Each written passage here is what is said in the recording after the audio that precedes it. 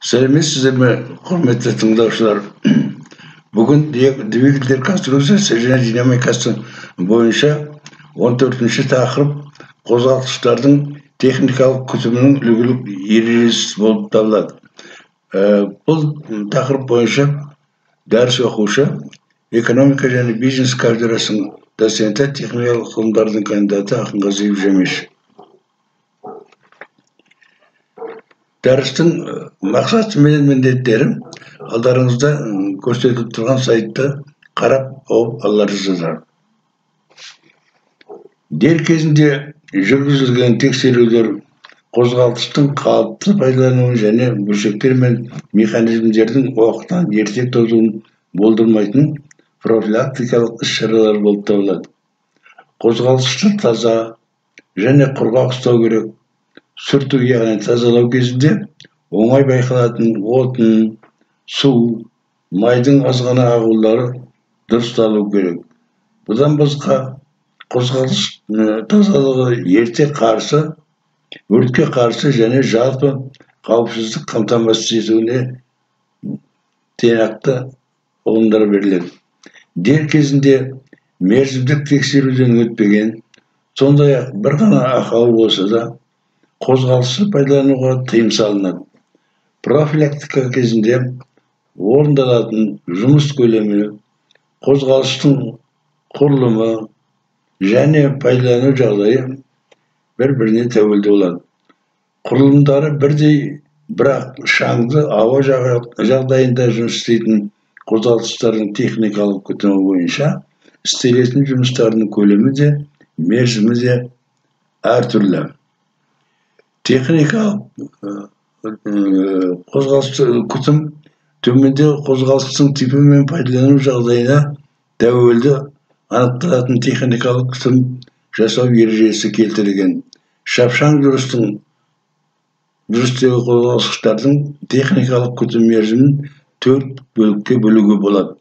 Ол алдарыңызда келтірілген сайтта көрсетілген. Әрбір бөліктің өзінің атқаратын ісі, қызметі бар. Соған сәйкес сол дәрежені ұстап отыруымыз қажет.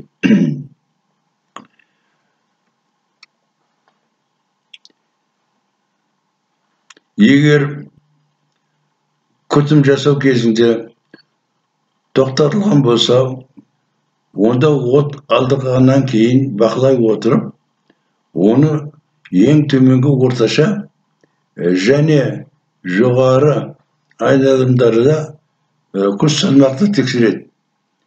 Бұл кезде мына жағдайлар қадағаланады. Ол алдарыңызда көрсетіліп отырған сайттағы жұмыстар. Ол жұмыстарды мұқият сол өзінің көрсетілген кестесі бойынша анықтап біліп отыру керек. Сонан кейін оны тексереді. Жуады, әуелі жуғаннан кейін тексереді. Сол кездегі анықталатын жұмыстар осы сайтта көрсетілген.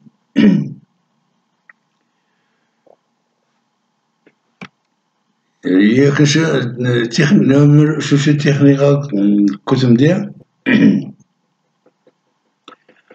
бұл бірінші және екінші техникалық күтім жұмыстарынан басқа тексеріс болып табылады. Бұл техникалық күтімде қандай жұмыстар атқарылатыны, қандай қозғалтқыштардың қандай түріне қандай жұмыстар келтірілетіні осы слайдта келтіріліп отыр. Өздеріңіз қарағандай. Енді іште жанатын қозғалтқыштардың техникалық диагностикасы қарайтын болсақ, инженерлік техникалық қызмет өндірістік процестерді басқаруда іште жанатын қозғалтқыштар тиімді шешімдерді қабылдау үшін әрбір қозғалтқыштың техникалық күйі жайында жеткілікті аппаратты пайдалану қажет деп танылады.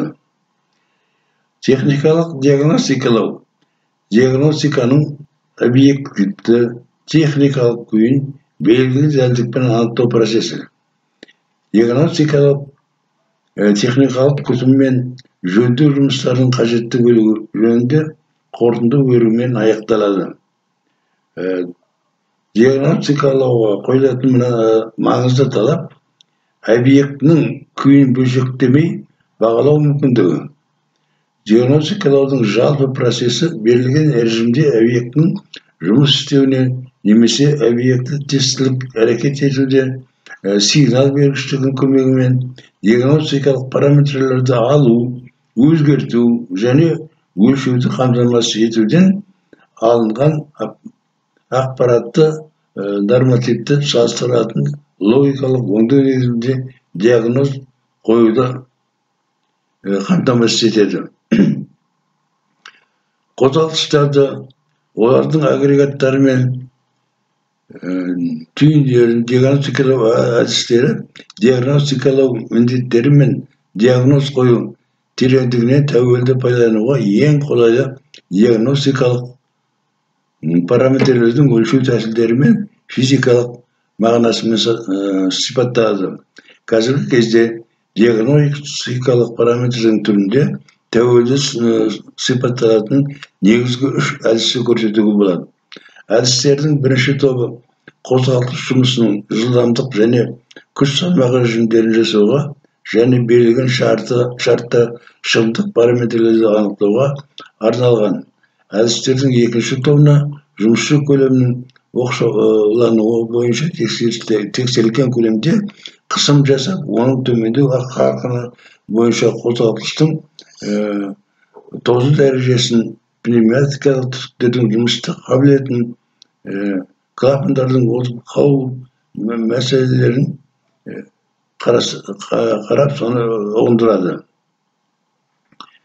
Әдістердің үшінші тобы кейбір жағдайларда диагностикалатын жерде саңылауын анықтау кезінде стандартты күш салу үшін динамометрді қолдануға тура келетін статикалық геометриялық параметрлерін объективті бағалауға негізделген. Диагностикалау құралдарын объектімен өзара әрекеттеу түрі үшке бөледі. Сыртқы, орнықтырылған және орнатылатын. Мынау төртінші техникалық күтім, бұл біздің негізгі күтімдердің бірі болып табылады. Ол бірінші күтімнен үшінші күтімге дейінгі аралықтағы бөлінген сағат көлеміне байланысты жүргізетін жұмысты көрсетеді. Назар аударғандарыңызға көп рахмет. Осымен осы дәріс аяқталды.